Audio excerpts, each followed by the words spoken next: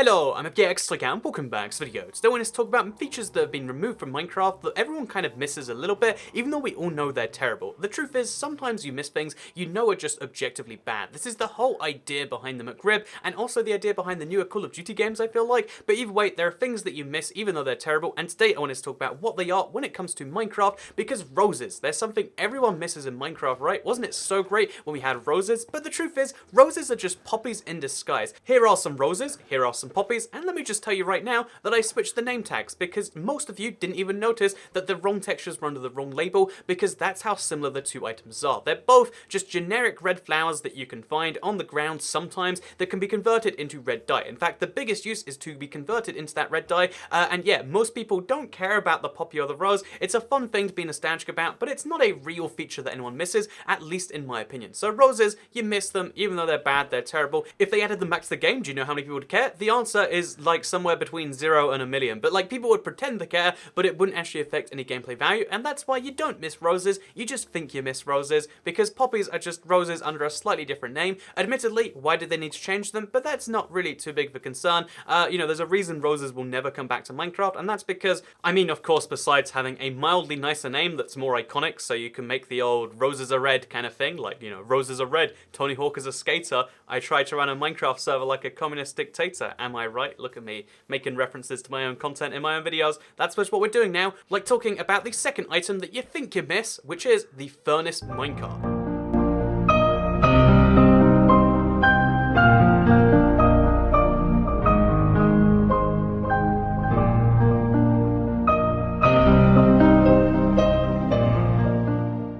So the furnace minecart, it's like an abusive ex-girlfriend, except it wasn't really ever a girl or a friend and you didn't know her, but you still kind of miss her, because let's be honest, the furnace minecart was a cool idea at one point back in 2010. It was like, oh yeah, we could really, you know, use them to like push minecarts around. That's a really great concept, and it kind of worked like that for a bit. The moment the powered rail came out, the furnace minecart, it was just an entirely worthless thing. In fact, the use of the furnace minecart is still a bit confusing because there's a chest minecart that works as a chest in a minecart. Do you know how the furnace minecart works? It's not a furnace in a minecart. It's a way to use your coal to push the minecart forwards like 8 separate blocks. Why would you not use powered rail, which is, you know, renewable, doesn't require coal, doesn't require all this sort of stuff? And the simple answer is you wouldn't. The furnace minecart, despite still existing in the Java edition of the console, which you might have played and you might have realized like, oh, the furnace minecart hasn't been removed, it still exists in the game. I'm gonna go use it, and let's be honest, you're not gonna go use it. What you're gonna do is you're gonna be like, oh man, I miss it so much, except, oh yeah, it's something I don't really know or care about too much, and that's why I say it's an abusive ex-girlfriend. It's not a girl, it's not a friend, you don't know her, but she had managed to abuse you anyway. And yeah, that's the furnace minecart just summed up.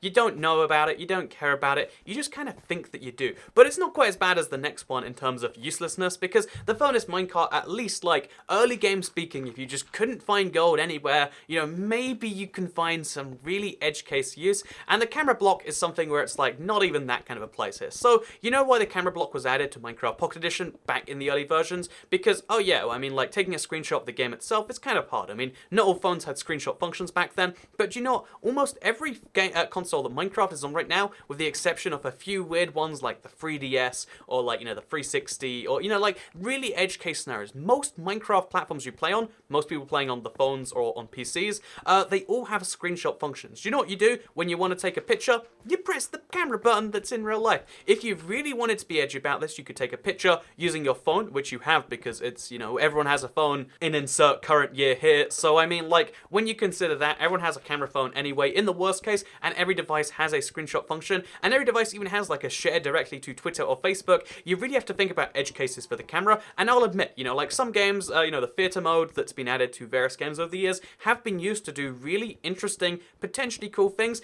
but what are you going to do like that in Minecraft? The truth is, if you want to do something, you know, that's Minecraft production-y, the truth is lots of Minecraft channels turned into basically trying to make machinimas, but calling them role players, and then turning them into like school shootings and all these other weird, uncomfortable things. The truth is, that's a thing that exists without the camera block. The camera block is not required to do that, which in my opinion is the ultimate test of why it's failed. It might come back eventually. Wouldn't it be great if there was a camera again? But I mean, how many of you would actually use it? Again, you miss the camera block. You're like, oh, it'd be great to have that in the game. Imagine all the things I could do. Except, you know, list the things that you would probably do with it. It's a very small list. let's be honest, you're not using the camera in Minecraft, you're just imagining that you do, because that's what everyone does, you know? I imagine the McRib would be so tasty, I wish it was back on the menu, but you know, if it was there, I'd be like, oh man, that last time I had that was pretty okay. I'll go back to the good old Big Mac or the good old whatever actual new exciting thing they have at the moment, and that's how you'd be with the camera. Yeah, it's finally back, but I'm gonna use this to do very little. And you know, I'm just saying, camera blocks, McRibs, try and name any differences between them. You can't, because you realize they're exactly the same thing. However,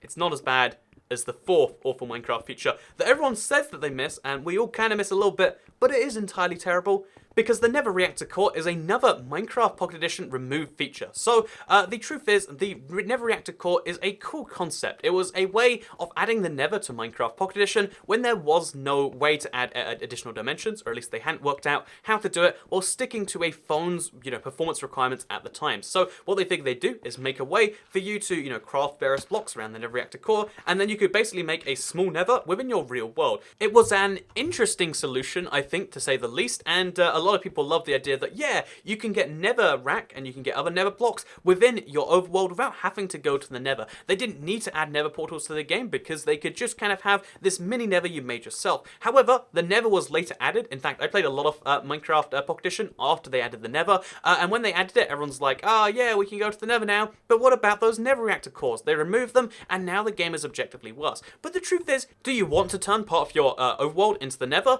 Probably not. The odds are, you think the Nether that's actually the Nether with all the mobs, all the blocks, all the things, the discovery, the exploration, the blazes, all the things, need I go on forever? I don't think I do, because you know that all of those features are found in the Nether. What features are found in the NETHER Reactor Core version of the Nether you can spawn in your overworld? Netherrack and sometimes zombie pigmen that you might care about. I mean, like, almost the two most worthless parts of the Nether in comparison to the actual Nether, so you'd never actually use it as a NETHER Reactor Core, and even if you wanted to make that version of the Nether in your overworld, you know how easy it is to do? You go to the Nether, you mine Netherrack, you get a stack of it, which takes literally, 15 seconds, then you come back to the overworld, you make a little cube, and you pretend you've made it. Boom, you've got all the functionality of it, now you get a zombie pigman in, and you've literally got every single part of the NETHER Reactor Core's functionality in modern day Minecraft. So, what do people actually miss about the NETHER Reactor Core? They miss it because, oh, back before there was a Nether, this was the only way, and it was kind of an ingenious solution. It was an interesting solution, it was a weird one to look at, but I mean, saying you miss it today is the same as saying, oh, I bet life was so much better in the 1800s because, you know, they didn't have phones that distracted them at dinner,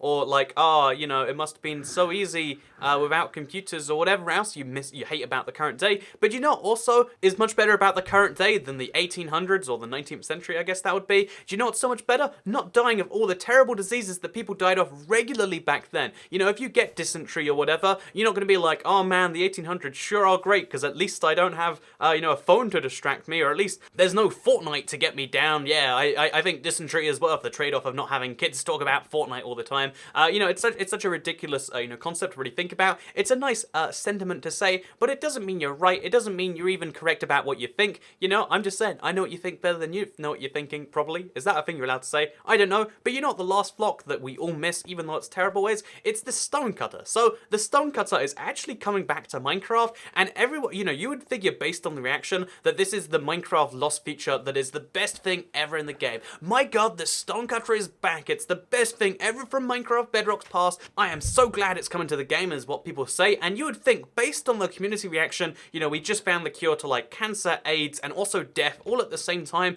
and everyone's like, yeah, we have done it, humanity, but this is the bringing back of the Stonecutter. So imagine if crafting was exactly the same as it was right now, except it was a few steps more difficult if you wanted to craft stone. That is exactly what the Stonecutter did. Back in the early days of Minecraft Pocket Edition, when it had something called the Mattis crafting system, it was basically a really easy way to have touch crafting. Their crafting table system they made had a limitation on the number of blocks you can craft, so they crafted something called the Stonecutter, so they could be like, oh yeah, we'll make stone blocks be on a different crafting table, just so we can have all the crafting recipes we want on one crafting table. And yeah, that's literally all the Stonecutter was added for, and it's remained in the game ever since. It's arguably not removed, it's just removed its functionality and its survival obtainability, but the Stonecutter exists in the game, but it's an entirely worthless block. It doesn't look good, it's not used for anything. When it was used for things, it was used for things that were made redundant by the crafting table. And the interesting truth is that the Stonecutter kind of proves why the 1.14 update has to really be careful with its new crafting tables, because if you want to add new crafting things to the game, you can't just take things you used to be able to do and put them in this new crafting block. This is what they did the grindstone for one of its things, and a lot of people don't like that. Oh, something I used to be able to do without any tools, now I need to craft a new table for that?